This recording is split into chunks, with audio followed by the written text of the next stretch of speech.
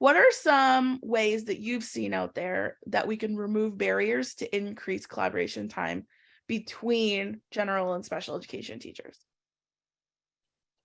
I mean, some of it comes down to staffing. Mhm, So, when I was a teacher, mhm, we ended up having a special education teacher on each team. mhm, So if there was a special education teacher on each team, when the team has their prep time, that mhm. teacher can also have Yeah. prep time.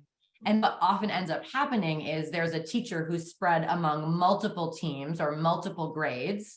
And as a result of that, they have to be in another grade systemically integrating into a math class when our Mhm, grade is like meeting. So I think that sometimes it's an issue of staffing, and a lot of people will say, well, there's no way we're ever going to get more staff. That's absolutely mhm, not true.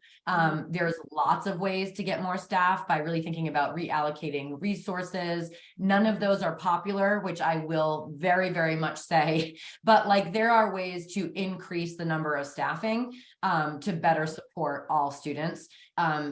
In my own district, we ended up selling our central office. We ended up changing transportation vendors. mhm, We ended up looking to, through attrition, outsourcing all our custodian and cafeteria. So not ever getting rid of anyone, but as people retire, starting to fill it in with like different services. And we were able to, over time, get the staff we needed to do that. Another really popular thing that I've seen a ton of is thinking about your school calendar. How many hours are required to meet your time on learning requirements for the year? mhm, And if you're above that, you do have flexibility in your school schedule. So I work with a lot of districts who might do like an hour early release once a week or an hour late start yeah, once a week for that common planning time yeah, that's what I specifically. often see too. Yeah, Mhm, to make sure that everybody's together because no one's covering another class at that point. So, exactly.